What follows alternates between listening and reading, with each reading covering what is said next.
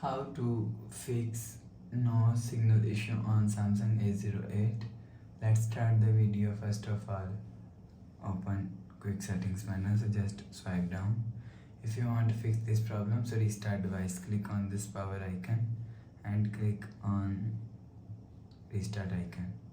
Again tap on this restart icon, your phone is restart. After restarting, enter phone pin. You will see your problem is solved. But if it not solved, if you want to fix this problem, so open quick settings menu, so just swipe down, turn on flight mode and turn off flight mode. Turn on or turn off flight mode 1 to 3 times. After the process, go back to home screen. You will see your problem is solved. But if it's still not solved, go to app library, click on settings app. Now in setting, scroll down and click on software update. You will check your software update is latest. If it not latest, update your software latest. After update software latest, go back to home screen. You will see your problem is solved.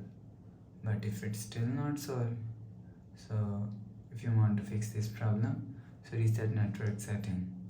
Click on settings app. Scroll down and click on general management, click on reset and reset network settings. Reset setting, enter phone pin, click on continue and click on reset. You will see your problem is solved. So please subscribe for more new latest videos. Thanks for watching.